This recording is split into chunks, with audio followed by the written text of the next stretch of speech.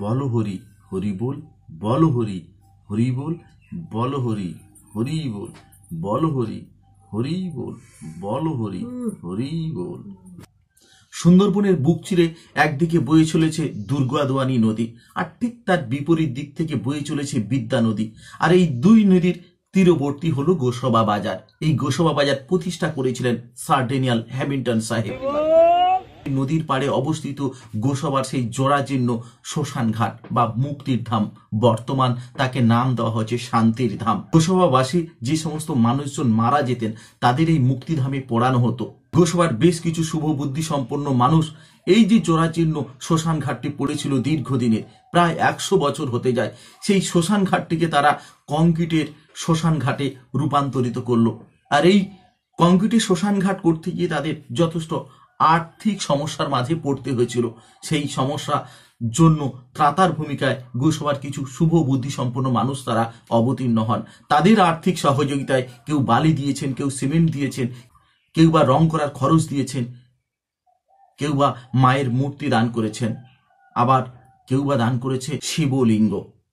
আজকে আমরা যে গোসবার এই শ্মশান ঘাট, যার নামকরণ করা হয়েছে শান্তির ধাম, গোসবার এই শান্তির ধাম নির্মাণ করতে যে সমস্ত মানুষ তার দেহ মন সঁপে দিয়েছিল, আর্থিক সহযোগিতা করেছিল, যাদের সহযোগিতায় দানে এই মুক্তির ধাম বা শান্তির ধাম নির্মিত হয়েছে, তাদের অভিজ্ঞতার কথা শুনবো। তারা যেটা জানালেন, মানুষ যখন আমরা শেষ যাত্রা করে আমাদের শেষ অন্ত্যেষ্টি ক্রিয়া হয়, সেই মুহূর্তে আমাদের শ্মশান যাত্রী হয়। আমাদের শেষ যাত্রা যেই শ্মশান, সেই শ্মশান কিন্তু নির্মাণ করেছে গ্রামের সাধারণ মানুষ, তাদের আর্থিক সহযোগিতায় এই শ্মশান নির্মিত হয়েছে।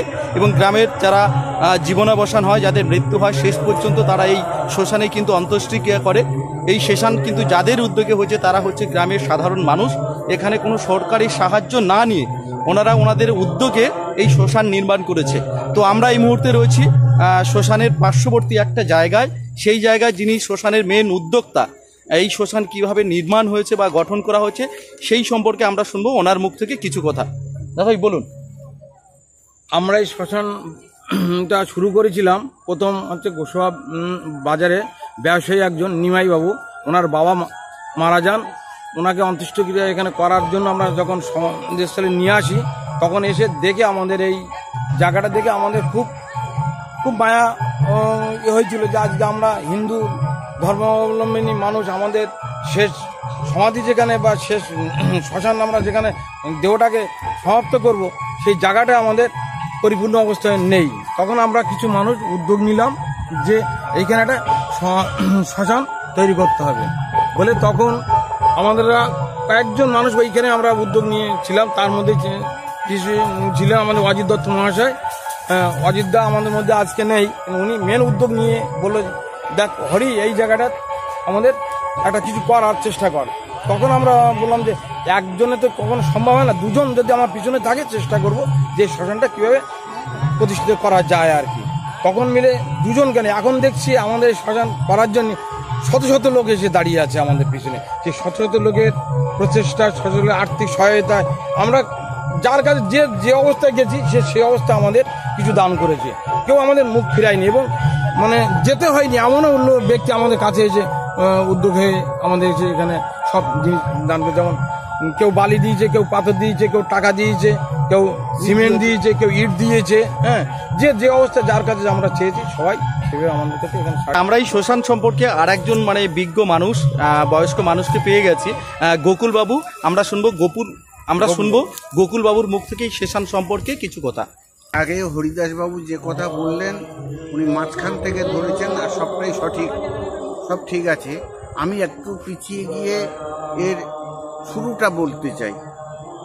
এখানে ৭৯ সালে এখানে এক প্রবীণ মানুষ ছিলেন গোসাবার, নাম তার সেবকচরণ দাস।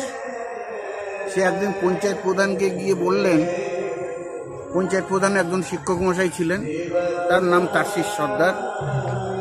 বলল, মাস্টার আমাকে ২০০০ টাকা দাও। তা উনি এক কথায় ২০০০ টাকা দিলেন। দেখা গেল এইখানে মাটি কেটে প্রথমে ওই যে দিকটা আমাদের শ্মশানটা আছে ওর আরও নদীর দিকটা উনি করেছিলেন। সেই প্রথমে ওই ২০০০ টাকা নিয়ে মাটি কেটে একটা ভরাট করে মোটামুটি আমাদের শ্মশানের কাজটা শুরু হয়। তারপরে দেখা গেল যে ভাঙনকুল তো ভাঙতে ভাঙতে ওটা প্রায় 75 নদীতে বেরিয়ে গেছে। তারপরে এই যে হরিদাসবাবু যা বললেন, এইবার ওর সঙ্গে এটা জুড়ে দিলে সবটাই ঠিক আছে। আমরা এই শ্মশান সম্পর্কে আরেকজনকে আমি পেয়ে গেছি, যিনি এই শ্মশান তৈরির উদ্যোক্তা, সবচেয়ে যার অবদান সবচেয়ে বেশি তিনি হলেন আমাদের খোকনদা সহদেব দেবনাথ। খোকনদাকে পেয়ে গেছি, খোকনদার মুখ থেকে আমরা শুনবো কিছু কথা। আমরা 10 থেকে পয়সা দিয়ে এইভাবে আমার মেয়ের যে হাতিয়ার কালিদাস আস্তে দাদা, আস্তে, ব্যথিত হবেন না দাদা, বলুন, আপনার কথা সবাই শুনবে। আমাদের কালিদাস বাবুর বাবা মারা যাওয়ার ফলে আমরা এখানে সত্যি খুব ব্যতীত। সেই ওনাকে আমরা যে ইয়ে করছে আমরা পরিশ্রম করে আমাদের এটাকে খারাপ করেছেন কালিদাস দেবনাথ। ওনার বাবার অকাল পিতৃ বিয়োগের ফলে উনি এখানে হাজির হতে পারেননি, যার ফলে খোকনদা অসহায় একাকিত্ব বোধ করছেন, যার ফলে উনি কেঁদে ফেলছেন, উনি কিছু ভাষা খুঁজে পাচ্ছেন না। শান্তির ধামে উপস্থিত হয়ে দেখলাম এখানে লীলা কীর্তন হয়েছে, শত শত মানুষ এখানে বসে রয়েছে, তাদের যেই শেষ যাত্রা জায়গাটিকে একবার হয়তো নিজে চোখে পরিদর্শন করছে, শ্রবণ করছে হরিনাম সংকীর্তন, লীলা কীর্তন। আমরা শুনবো সেই লীলা কীর্তনের কিছুটা অংশ।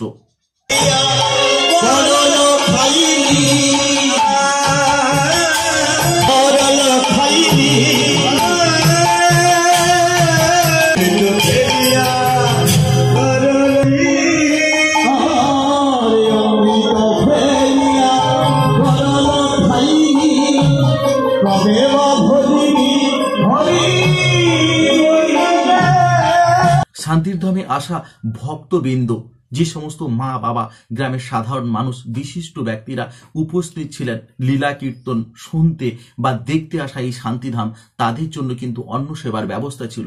আমরা বলতে বলতে পৌঁছে গেছি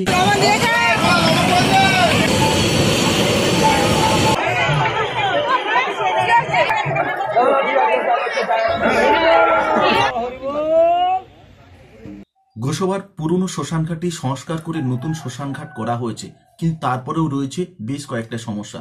শ্মশানঘাটে যাওয়ার জন্য যে রাস্তাটা রয়েছে সেটা অত্যন্ত সংকীর্ণ এবং ইটের তৈরি, তাতে সাধারণ মানুষ কিন্তু শ্মশান যাত্রীরা যেতে অসুবিধা হয়। শ্মশান থেকে নদীতে নামার জন্য একটা ঘাটের প্রয়োজন আছে। চুল্লিটা রয়েছে, তার উপরে কোনো ছাদ নেই, সেটাকে টিনের কিংবা কংক্রিটের ছাদ করা যায় কিনা এটা প্রত্যেকে ভাববেন। আর একটা যে কথা না বললে নয়, আমরা শহরে দেখেছি কেওড়াতলা মহাশ্মশান, নিমতলা মহাশ্মশান এবং শহরতলিতে বেশ কিছু ইলেকট্রিক চুল্লি আমরা চোখে দেখতে পাই, কিন্তু সেই অর্থে গোসাবায় কিন্তু আজও পর্যন্ত কোনো ইলেকট্রিক চুল্লি আমরা দেখতে পাইনি। গোসাবা স্থানীয় প্রশাসনের কাছে সহৃদয় অনুরোধ করছি, ভবিষ্যতে যাতে গোসাবাবাসীর জন্য গোসাবায় একটা দৃষ্টান্ত স্থাপন করা যায় ইলেকট্রিক চুল্লি করে, তার জন্য প্রশাসনকে স্বনির্বন্ধভাবে অনুরোধ করছি, সহৃদয় অনুরোধ করছি, গোসাবাতে একটা নতুন ইলেকট্রিক চুল্লি করা হোক।